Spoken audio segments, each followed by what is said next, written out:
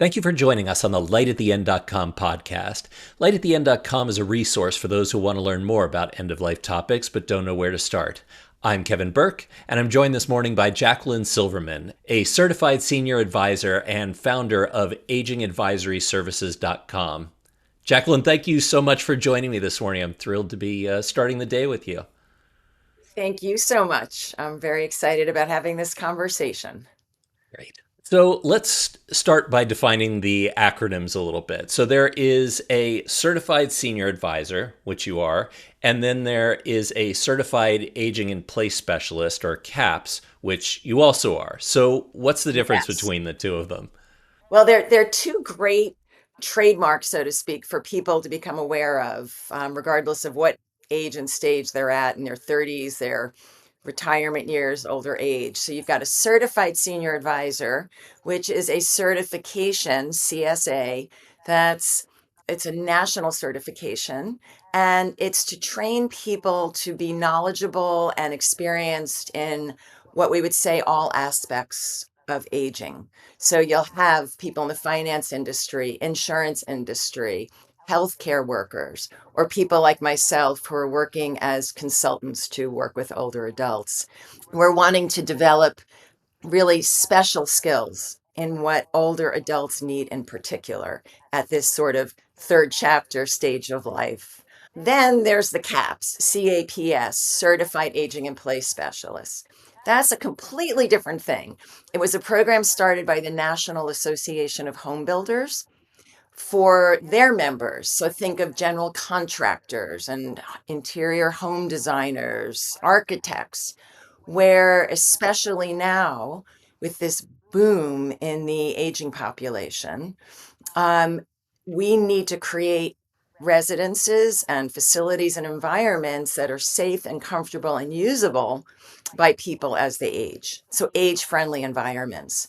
So I got my education as a certified senior advisor, and then I focus on aging in place, working with people to live safely and comfortable in the home of their choice for as long as they want or as long as possible, with the idea of living life on their own terms, the idea of keeping your independence and your autonomy.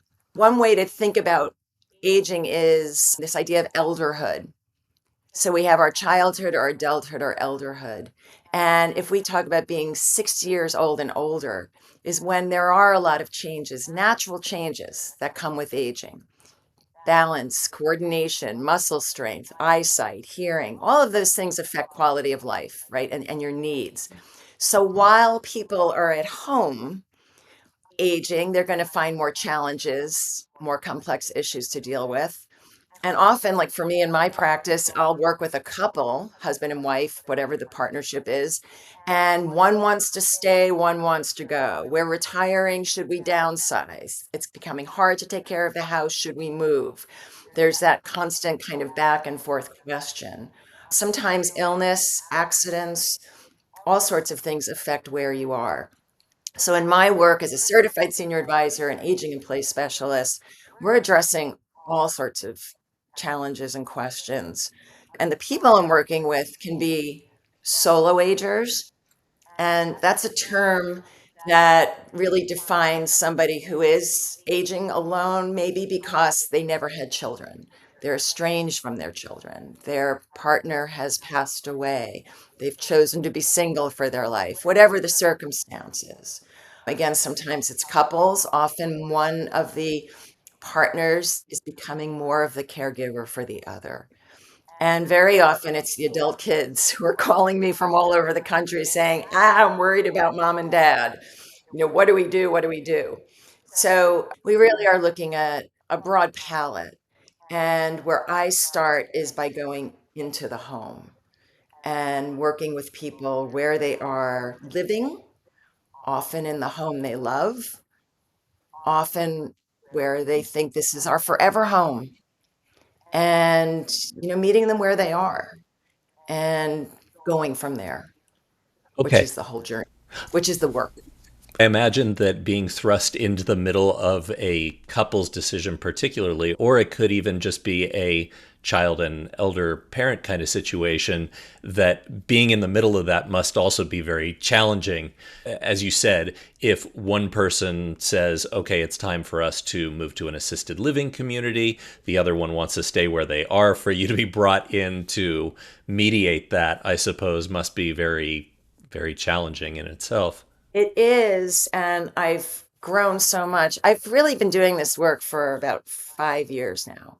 And it started maybe 20 years ago with the personal life experience I was having, getting this kind of front row seat to aging with my own parents, with friends, seeing where the challenges were.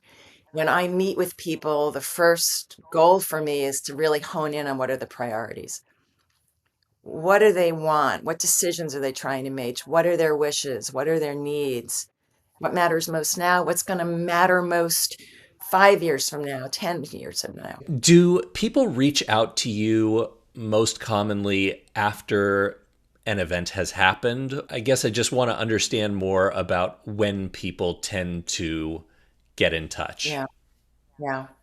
Great question. My vision in life is that people will be reaching out for their aging advisor to plan before things happen. What I saw in my journey here is that people say, my mother, people over and over say, don't worry, I'll know when it's time to make changes. I'll know. And they don't.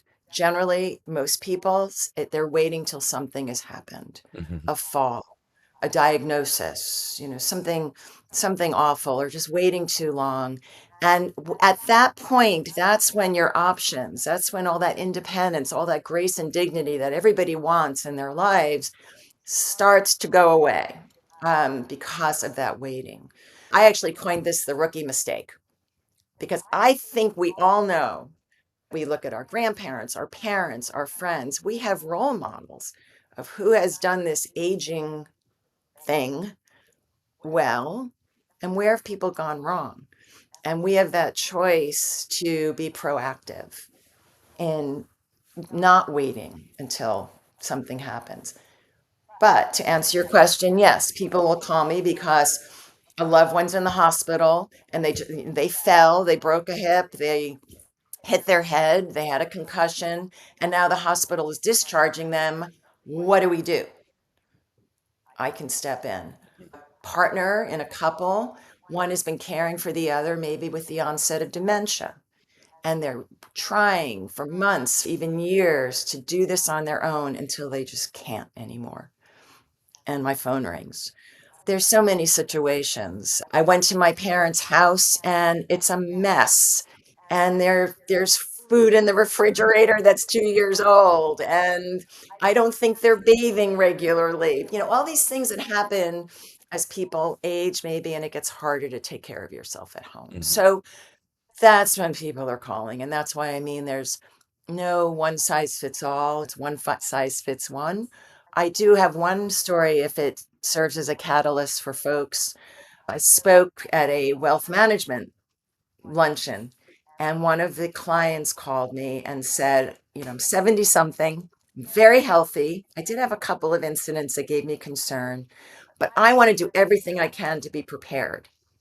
So I came in kind of, instead of having a concierge doctor, I became the concierge aging advisor. And we sat down and I learned about needs, wishes, goals. I saw his home environment. I met his adult kids who live in the area. And we explored what we could do in the home for risk mitigation, prevent falls, how to make it comfortable, what to do if you ended up in a wheelchair. What would you do if you needed full-time home care to stay in your home? Full-time nursing care, all the options of the home. We even brought in an aging in place contractor to talk to him about this is where you could put a stair lift, a chair lift, an elevator, all sorts of things. We went out and we visited some senior living options. And we met with some home care agency case managers to say, this is what the options feel like if you are bringing in people into your home to be aides and companions. So we explored this whole journey over a year. And he said, "Thanks a lot. I'm doing fine, but as I need you, he knows I'm there for him. I know his family. If he ends up in the hospital at 3 in the morning, they can call me." Mm. I think what I'm talking about now might be something more and more we're going to see in the future. Folks that can partner, Mhm. uh, and not being in this denial. I'll know when it's time. I'll know when it's time. I was, I'm not going to leave. Take me out of my house with what is it? Feet first. yeah, Just doesn't yeah, fly anymore.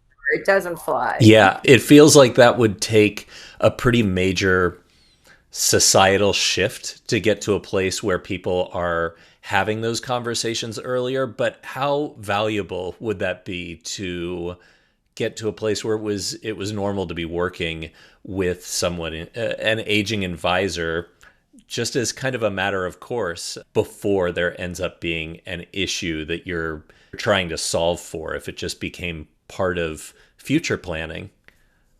But it doesn't seem like that's really a very common thing, or at least not in the circles that I've had discussions in. Yes. I want to put my rose-colored glasses on. Wow, I can't imagine a world like that, actually. If we look at the costs of healthcare and what's happening in the healthcare system, as an example, um, one of the statistics I talk about is 70% of our good health is based on our behavior.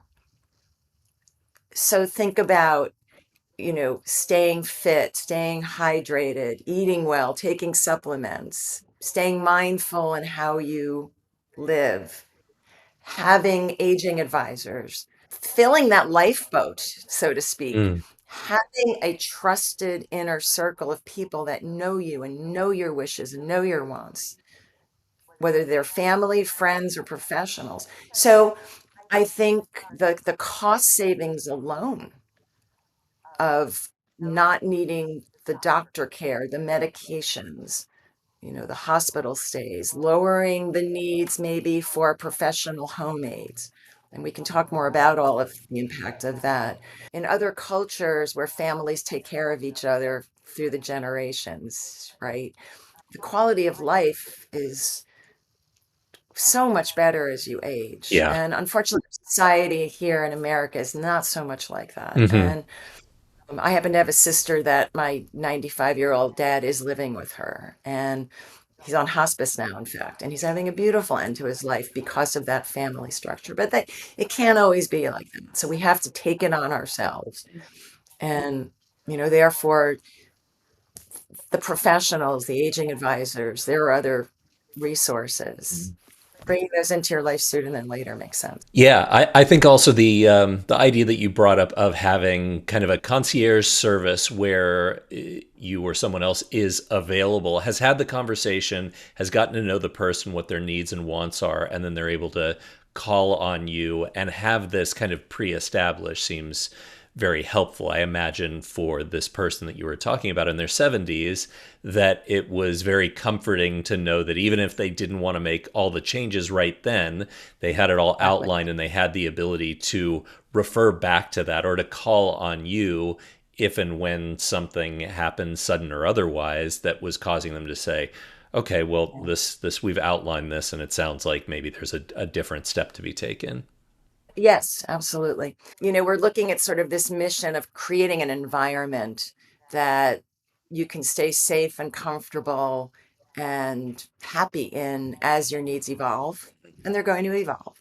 And when you look at people who do this best, so to speak, you know, they have a plan.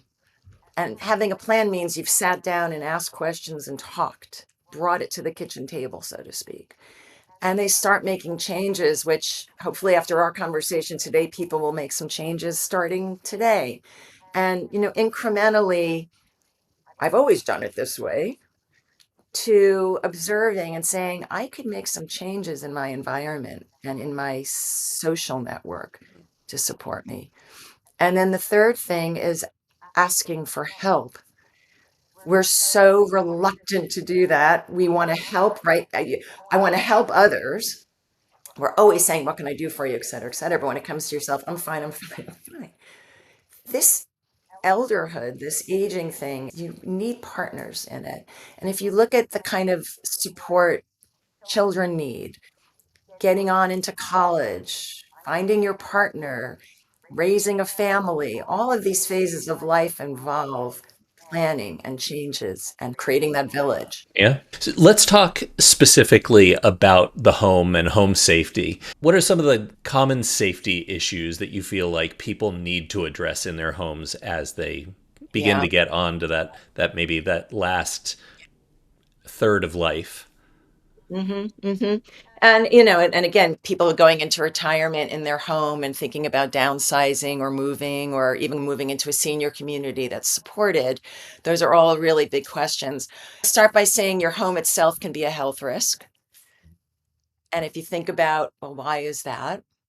I don't know, it's just something jump to your mind. Yeah, certainly. I think that stairs, for one, and the potential to leave appliances on, things like that. I think just are Yes, the things that jump into all of my mind. all of that. And I think stairs falls is like such a elephant in the room, right? Right? And again, where you don't have to be 80 or 90, right? We get to a point where if we trip and fall, if you're coming out of the shower and your habit you find is to hold on to that glass door as you step out, well, one day you may lose your balance and fall. And when you were 20, whatever happened, you might rebound more quickly than when you're 60. Absolutely. So again, statistically, 1 out of 4 adults over the age of 65 fall in a year. Once you fall once, you're going to probably fall again in the year. Why? Because there might be underlying causes that are causing that fall, or you lose your confidence. It's sort of like having a car accident and then getting confident to drive again, right? So once a fall happens, there's sort of a trickle down effect. 70% of falls happen at home over 65 and 80% happen in the bathroom. So just that alone dictates, okay, what can we do about the home? And starting with, the environmental risks, behavior risks, health risks. So we can talk about small fixes and big fixes. I start with kind of simple things that people can do that don't cost anything, or you can spend hundreds under $1,000 to fix. So I think when we're looking at aging in place and having an age-friendly home, unless there's a specific need happening, starting kind of high level, simple fixes, things that you can do for no cost, or let's say you're spending under $1,000 budget, right? We know that most falls happen in the bathroom, so let's start there. Having grab bars in the bathroom, in the shower, is, it doesn't even matter what age we are at this point. The key is having grab bars installed professionally and never considering a suction grab bar. Because at the point somebody loses their balance or slips and goes to that bar to grab it, if it's a suction bar, just the law of gravity, it's going to pull off the wall. Yep. So you want to look at installing grab bars. And in this day and age, you can get grab bars that match your decor. You can work with professionals that are going to put them exactly where you need them. And as your needs evolve, change those needs. But that's a big one. If you are concerned about someone falling in a bathroom because maybe they get dizzy when they stand up and they may fall down on the floor, if you've got a bathroom where someone could potentially fall in front of the door and the door opens in, which it generally does, that person falls, they may be blocking the door.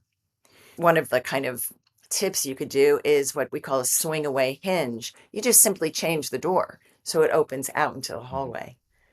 And you can also use a hinge that opens the door wider. So if you need to help somebody into the bathroom, two people can get through a wider doorway without having to start to widen walls. So there are a lot of simple tricks when you start having worries or challenges with being safe. Steps you mentioned, the second place people fall is on steps. So make sure you have one handrail or add a second handrail. Make sure there are lights on those stairs, whether they're outside or inside your house. There's a switch at the bottom, there's a switch at the top, and you're turning those lights on. And behavioral things. Don't be walking on stairs in your stocking feet. We also talk about home maintenance. As time goes on, sometimes you lose energy to maintain the home. It's just too difficult, it's too costly. If you have sidewalks or steps where the surfaces aren't even and you can trip, these are hazards to your guests as well as yourself. So, those are there's basic repairs. Just anything you can do to avoid needing to get on a ladder in life, let alone a step stool. Absolutely. So, how do you look at your environment and say, I'm going to move things where they're more in reach now, so it's more comfortable for me to use them? Open up spaces, declutter. If there are power cords crossing walking spaces, take the time to change that. A lot of just environmental, behavioral, common sense things to do. Sure. You can modernize your home a lot by changing light switches to toggle switches. If you still have the kind that first of all, if you have dexterity issues, a toggle's easier because you can punch it with your hand, your elbow. Handles, doorknobs, changing those out to lever handles, so you have a handle that, again, if you're carrying something, you could use your elbow to open the door. You don't need to turn a knob. Again, there are many simple things you can do to just make things more comfortable and safer. You mentioned leaving burners on, things like that. When you're in a situation where someone in the home has cognitive decline, dementia, there there are about 100 items on my checklist to make a dementia sensitive safe home. But that this whole area of smart home technology can start to play in earlier, where you have safety devices on your phone or your app where you can turn off a stove, or a stove will automatically switch off if it hasn't been used in a while. Hmm. You can change the thermostat so you don't risk having a scalding hot water. Um, using voice activated speakers, Alexa, Siri, Google, to do things like turning on lights so that people are not walking around in the dark. But if you look at what your habits are in your house, because you may find that you get up at night, you walk to the bathroom in the middle of the night in the dark, no lights on, and that's when most falls happen at night. So having lights, motion sensor lights, timer lights, I'm just sort of laundry listing it right now, but Yeah. anybody that offers a home safety evaluation would hopefully look at all of these issues and come up with a plan, an action plan where these changes can be made incrementally. Again, some that cost nothing, nominal amounts of money, a simple purchase on Amazon, leading into more major fixes. Sure.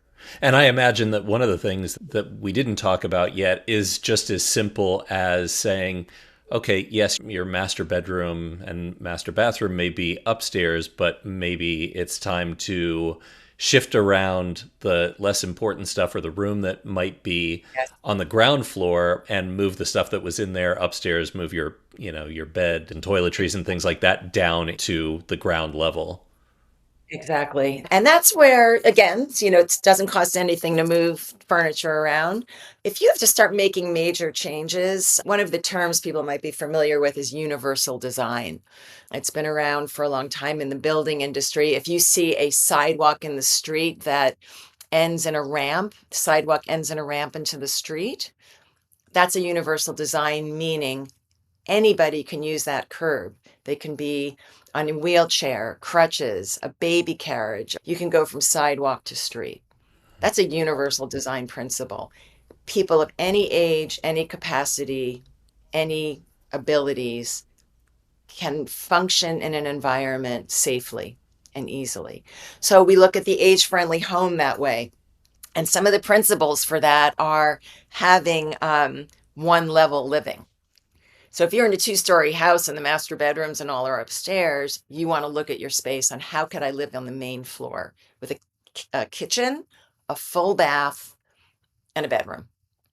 Now, the full bath, we're talking often about a remodel where you need to take the existing shower or bathtub shower and make it into a zero threshold shower where you can easily roll a chair in or use a walker to get in with no step. Mm. So that's a renovation, but it becomes accessible to anyone.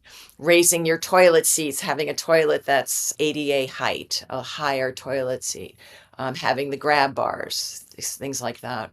The bedroom could be a bedroom or it could be a quarter of the living room that's converted into a bedroom. So you can be very creative that way. Creativity definitely helps. Is it realistic to think that most people who work and are certified in aging in place, whether it's a CAPS or just an aging advisory service person, if they're a specialist, will they be helping or making recommendations as far as important paperwork and drawing up plans and things like that? Is that something that Yeah. you do? I always start my work with clients with what I call general assessment, and we're looking at health needs and wellness and all aspects of their life, and in particular, resources. What's so fundamental are your affairs in order? And there's sort of three key things that are so important that we talk about. And if folks need help preparing or updating their affairs, I can make recommendations to wealth managers, elder care lawyers, wealth managers to help with that. But it starts with a power of attorney that people have appointed who is going to make decisions for me if I become incapacitated. And once you're 18 years old and you're an adult, you need a power of attorney. It's not often enough to say my spouse or my parent automatically has that power of attorney, but actually assigning them that power. While you have capacity, you're making your own decisions, but it's when you don't. There's also what they call an advanced health directive, right? Who is going to make those health decisions? So that has to be somebody, should be ideally, somebody you trust, whether it's family, friend, or professional, who knows your wishes and needs and can talk to the doctor and can talk in a situation to help make those decisions. And the other thing is kind of the cluster of having your will, your trust, your wishes in order. So often people have done one or some of those things, but it really is a package deal, as I say. And a story I'll share quickly is a client of mine that I started working with a year ago. I'm on the West Coast in San Diego. His nephew in Boston called me and said, my uncle needs help. He's alone. He's in his 80s and his memory is terrible these days. He's not himself. Could you help? And in our journey, what eventually happened is my client was diagnosed with Parkinson's disease. He was insisting on staying home. We were getting him all the help we could, but he fell. And I found him after he was on the floor for 2 days. He ended up in the hospital. He ended up in rehab, and he's now in a senior living home, and it never to go back to his home. This story has a happy, very happy ending for two reasons. His nephew, who loves him dearly, the year before convinced him to sign over power of attorney, finish the trust, and appoint the advanced health directive. Had he not done that, when I stepped in, there was nothing any of us could have done. Right? The hospital would be going to the courts and we'd be going to guardianship. So we were able to help. That's number one. And number two is I was in his life and we brought in care companions. We brought in senior living specialists. And we were able to get this gentleman to a phenomenal senior living home matched to his personality, his needs, what suits his life. And fast forward, he's better than he was 5 years ago. Wow. He's thriving. An amazing story. It required a village. It required things we haven't talked about before in this conversation of medication management, which is also such a key issue. You start becoming on more meds. Are you taking them consistently at the right time? Are they interacting properly? That's medication management. Hmm. And when we can't often do that for ourselves, you may not be well enough, or there's so many reasons. So, getting this gentleman in a controlled care environment where his medications were being handled properly was a game changer. And, big part of contributing to the environment, the support, the love, his affairs in order, to him saying, oh my gosh, I have a new lease on life. Hmm. It's a lot of value. I'm so glad you brought up the importance of those three specific documents. Yeah. Yeah. So, so thank you for that. I don't want to take us too far off track, but I think the medication management thing is worth talking a little bit about, and specifically when somebody is at home and let's say they're a solo ager, what sort of recommendations do you make for medication Um, management at home? it's a specifically good question. The key is the person capable of managing their medication? And again, that requires, it's kind of your cognitive ability or mental health ability to do that. If you're having memory issues, it may not work, Mm. right? You're having trouble, so you're going to need help. So, kind of stepping back, if someone has very serious health issues, what I will do often is bring in what's called a care manager. There's a field, and I do want to give a shout out to this field. There are life care managers, or people might know them as geriatricians. These are licensed nurses, LVN, certified CNAs, social workers. So sometimes we have to bring in that licensed, skilled help who are going to bring the medical expertise to this person and help get them set up where somebody is going into the home and literally helping them manage how they're going to manage their medication. I have a lot of adult kids who go to their parents' house once a week or once a month, fill all the boxes, make the lists, and say, all right, you're going to follow this 30-day. It works until the parents are confused and aren't doing it right. Happens all the time. Or you drop the pills, or there's so many reasons. In the fellow I just talked about, we brought in a care companion who was going in every day or most days. But if you don't have somebody there 24/7, it's hard. Hmm. But Yeah. often it does require bringing in professional home care aides, companions, in which case you're now starting to talk about added expenses to build what I call an assisted living environment in your own home. Hmm. So you're investing in this added layer of help. It seems like that's one more reason why you want to start thinking about these eventualities early on, because I don't know what the numbers are, but it sounds very expensive to me. Once you start having somebody come in on a daily basis to help you with these things, I can see the value of it for sure, but it's also something I think most people are going to want to have considered and factored in to their savings, or for the kids, for their expenditures on behalf of their folks, to pre-plan for that before getting hit with a weekly or monthly cost that Uh, is yes. substantial. I'll speak to that. There are things we look at to underwrite costs of care. Some people have long-term care insurance policies and often wait too long to use them and often don't know what they actually provide. So if you have a long-term care insurance policy, you want to be looking at how much can you spend out of pocket when you need to, Hmm. because that amount versus what it really costs to have care can be very different. So, having it, using it, but ahead of time, really understanding, which is something I do spend time with my clients.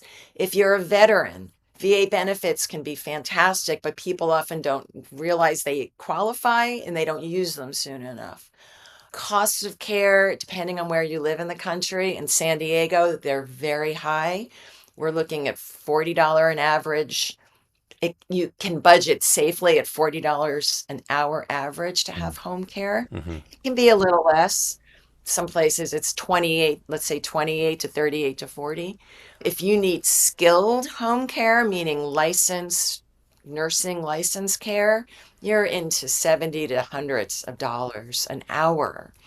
So one of the things we say is if you are needing more than 6.5 hours of home care A in San week? Diego, I'm sorry, a A day. day. Okay. So if you're in that 6 hour a day of home care, that you have a companion, an aide helping you get around, prepare meals, get to the bathroom, transition from a bed to a chair to a walker, any of these, what we call activities of daily living, Mm-hmm. you need home care aides for that support. And you're hitting 6 hours a day, the cost of that becomes more cost effective to live in a senior living environment where you would have more of that support longer. So, costs of care at home versus senior living is something I spend a lot of time with my clients on. And what I'm finding is financial advisors, wealth managers are starting to either call on people like me to help them, or they're becoming educated themselves to say it's one thing to plan for retirement financially, but are you getting into the details of what it costs to age well and what it will really look like if I need help with activities of daily living, or I have to bring in outside help and create this assisted living environment? Mm-hmm. Have you really figured out the costs? And at that point, don't be scared, right? Because there are lots of solutions, lots of options for people depending on their abilities and their financial resources. But you've got to, again, face it Mm-hmm. and know it and prepare for it. Jacqueline, I'm not even sure how to ask this exactly, but you have talked about a ton of different resources that you can connect people with that are specialists in their particular fields that can help people. But there's so many of them. It's almost overwhelming to hear it and to think about it, and then you start thinking about the costs that must be associated with some or all of these things. And I imagine that some people sort of shut down or get confused by it and don't move forward. Absolutely. And that is the intention. We want to take what seems overwhelming and take that away. I certainly want to leave people with peace of mind and confidence that they're doing the right thing. So, yes, I think terms people can look for in terms of aging in place are navigators. We're helping navigate. Um, you have certified senior advisors, you have life care managers. I kind of look at buckets financially, financial advisors, fiduciaries, elder law professionals. I look at health. So, are people going to need a home care agency where they have a care manager who's going to help them get the right people in the home, whatever that looks like? And, I look at the home itself. How are we going to make physical changes to the environment and outfit the home?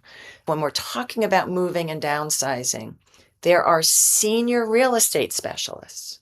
So people can look for SRES, senior real estate specialists. They tend to be real estate brokers from all your familiar brokerage agencies, but they've gotten their certification. Many are CSAs, many are CAPs, and they are senior real estate. So they know the specific things that you're going through as the older adult, the emotional part of it, the overwhelmingness of having to change and downsize, all of that, and how to help you find the right home or move to a senior living. Hmm. Most importantly, I partner with placement specialists, which are senior living specialists. And what I will often do with my clients is say, while we're talking, let's set you up with a meeting with a senior living specialist. And they're going to talk about the vast options of where you can live other than the home you're in. There's so many different kinds of senior living communities. and ways to have graduated care support and your senior living placement specialist, placement referral specialist. So NAPR, the National Association of Placement Referral Specialists, is where you can find those professionals or through people like me that work with them. But they're out there for you when it comes to it's time to leave home. We've done all we can to stay here and learn those options. And they know how to work with financial resources, whether they're abundant or they're sparse. They know how to handle geography. We just moved somebody from San Diego to New Jersey to be closer to the parent. I mean, the adult kids. And we explored places here in San Diego. We found them people to help explore on the East Coast. Mm. And we helped guide the family through the decision of let's move east. So it, we can take the overwhelm out. Hmm. And there are some key professional services to look for. Okay. A lot of people want to stay in their home as long as possible and come hell or high water. And it's a point of pride and autonomy that it just seems like that must be a very challenging thing for you to help people plan for. How can I stay here for as long as I can? And then how can I judge and transition when it's time to make a different decision? Yeah, I think the whole conversation people have with themselves and their family about wanting to stay put versus moving, it's a really fraught subject. And the older adults want to maintain their independence and autonomy, and the adult children, friends, whoever is in your life are worried about you. One of the things we say, there's a paradox. The more you ask for help, the more independent you will be. Mm. As you're getting older and health is changing, it's harder to do these things for yourself. The things you used to do and handle, you can't. So if you have built support systems and there are people that know your wishes, the whole goal is that they're going to be acting in a way that's what I do as a professional. We're not doing what I want to do. I'm helping you do what you want to do. Mm-hmm. And I'm working with you and saying, to get real about it. So I could say to somebody, who are you going to depend on if you fall and break your hip and you can't get up and leave the house for 6 months? My kids. Oh, really? Okay. Where do they live? Oh, they're 3 states away and they're going to, so they're flying in and leaving their family and their job for you. So let's talk about what that looks like. What are some things you want them to do for you as you get older, your kids, the people you're depending on? What don't you want them to do? I was just talking about that with my dentist this morning, the things that he had to do for his parent who was living with him, and once you start to say, okay, I I would like my children, I would like my spouse to stay my spouse, my husband, my wife, my partner, rather than my nurse, my caregiver. I want my adult child to be my child, not my caregiver, my nurse. We will look at the ADLs, the activities of daily living. When you can do everything independently, great. When you start needing somebody else to make it happen for you, meaning preparing your meals, getting to the bathroom safely and cleaning safely, getting dressed, getting up and down, transitioning, as we call it, grooming, taking showers, hygiene. When you start needing help, you can have that help at home with loved ones, with bringing in home care. When it starts to become that you need it 6 hours a day, 8 hours a day, 12 hours a day, when there's a risk you're going to roam in the middle of the night because there's cognitive decline, these are all factors that start saying you may be better off moving. So if I walk into that situation where things are escalated, we're either talking about that or there are enough resources to do 24/7 care. But so much of it is resources Mm-hmm. and so much of it is relationship. Um, For my sister with our 95-year-old dad, she's going to probably go the full gamut. Hmm. And I will be very direct with our listeners. If, as a person becomes incontinent, for my sister, we're going to bring in 24/7 care, um, versus moving him to some place where you would have that care. Hmm. So the options are there. Um, If the resources are. Yeah, resources, yeah. and help as the spouse, as the child, as the best friend, as the partner, just not doing this alone. And when there's cognitive decline, I have so many clients that are calling when they have tried to care for their partner who has Alzheimer's, has Parkinson's related dementia, and they are at their wits' end. 70% of caregivers in extreme situations die before the person they're caring for.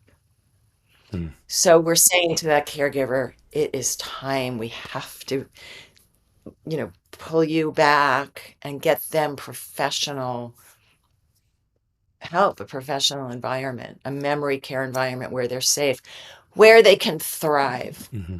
Earlier, we mentioned this idea of, you're going to have to take me out of the house feet first. That's not thriving. Right. And I'm seeing a new client tomorrow who goes from saying, I'll kill myself before I leave, to I can't stay here anymore.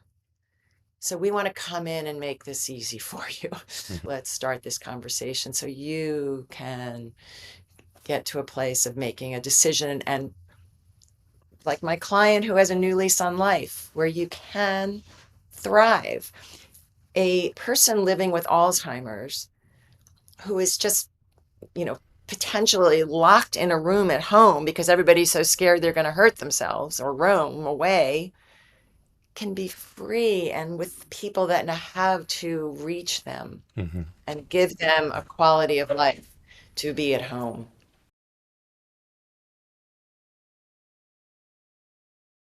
Jacqueline, there were Um, so many nuggets of gold in that last whatever it was 5 minute segment that it's hard to unpack all of it. But I wanted to say that having those conversations may be best coming from someone like you rather than a family member because you are able to be direct and be pragmatic about it and sidestep the kind of shoulder shrugging that somebody might do with their kids or their loved ones to say, I'll deal with it later.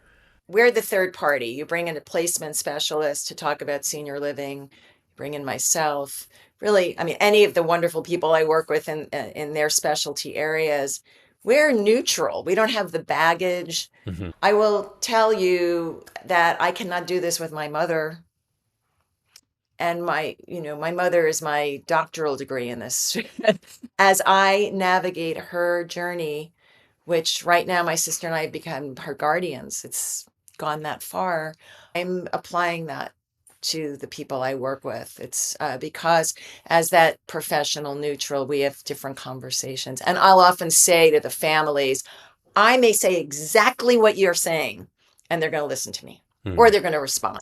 They're not going to fight me. It strikes me that the other half of the having the support system allows you to become more independent is the fact that on the other side of that, if you don't do it and you get to a point where you've had a fall or you are compromised and it takes a lot longer to heal from that, or God forbid you hit your head and there's something that occurs there, then your desire for independence has actually probably put you in a worse position where you're going to need to ask for more help and more intense help than you would have had you been getting little bits and pieces and familiarizing the people around you and your support Yes. network with Yes. that kind of relationship.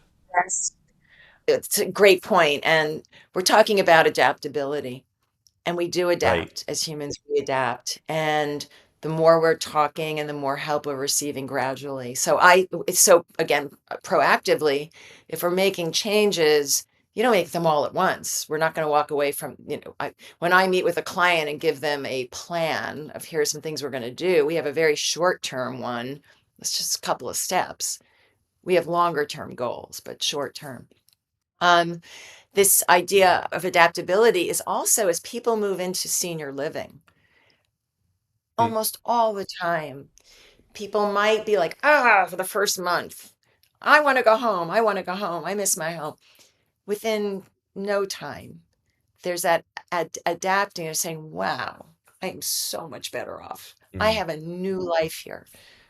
I feel so much better. I have new friends, whatever the situation is. You do So, see that often.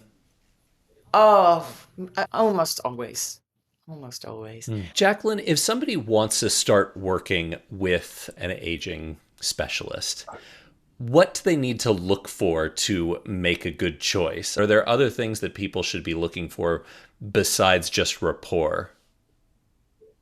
So I think when people are looking for a specialist, I think there are a number of things to consider. One is, I think any professional that you're calling should really offer you a free, a complimentary consultation. I know for me, I start off that way, and they generally it's a half-hour conversation to really find out what's happening, ask ask questions back and forth, and allow me in my case to talk about here's some things that might help you and ways we might move forward. So I think anybody, whether you're calling a home care agency, a senior living placement specialist, a care manager, someone like me aging in place. And then you have the opportunity to say, how does that feel? How did I like that person? Did it connect and click? Right. And I'm always looking for that click with my clients. So I think that's one thing. And, I'm a certified senior advisor. Um, there are national placement referral agencies. Again, I've talked about senior real estate specialists, aging life care managers. So people can Google. Often when you talk to friends, people they loved their caregiver. It doesn't mean that caregiver is a good fit for you. So really relying on professionals who can come in and get to know you. We know so many more options than your friend. We know so many more options than Google. So start talking to somebody that's certified, that's coming through a good resource, certified senior advisor, certified aging in place specialist, and start that conversation. And once you talk to one person, we're going to recommend others, things like that.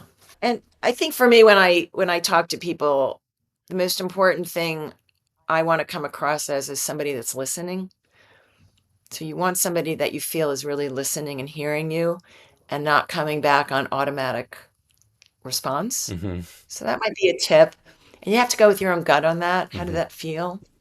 My husband just went to the gym and tried out a new trainer and came back and said, guy was on automatic response. Mm. He wasn't hearing. It's like, find another trainer. Right. And again, the one size fits one. I have a lot of experience to bring to the party, but I have to remember that I am here for that person and that family, that situation, and really listen and hear and learn what matters most to them, what feels right. It's a conversation, it's a dialogue. And then for, I think, people looking, it's go with your gut. What's feeling right?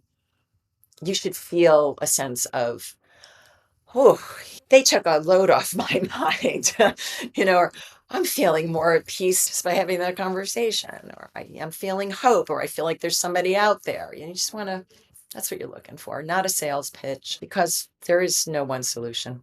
Right. I like to leave people with this idea of looking at their aging plan as a mission, something that you're going to work on every day a little bit. So creating this environment where you're going to be safe and comfortable and live life on your own terms. All right. So DNA, aging's in our DNA, and there's a DNA to practice. The D is essentially do it. What does that mean? Sit down and let's start to talk. Let's normalize the conversation about our aging. Let's make a plan, right? N, not all at once. It's just overwhelming to think about this. You don't have to do it all at once. Just get it out and come up with one step at a time. And one step might be you're going to reach out for help, whatever it is. And the A is the most important thing of all.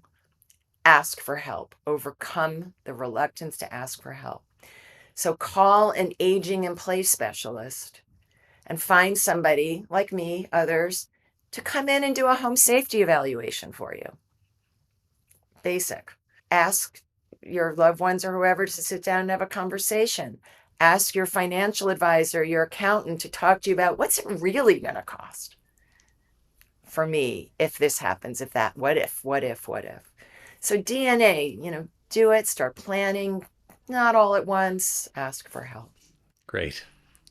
I love that. What I've discovered is there's a synergy between the aging in place professionals and the senior living placement professionals. And one of the ways I experience this is sometimes people Google, where does mom live? Where do I send mom? Where do I send dad? And they find a placement specialist. Well, the placement specialist calls me and says, I talked to these folks. They're really not ready to make the move. Maybe they should, but they're not ready. I've referred them to you. I could now meet them in the home, meet them where they are, start my general assessment of putting a plan in place that may say we're going to thrive at home longer, we're going to mitigate risks, but we're going to also start touring, right? In which case I bring back in the placement specialist.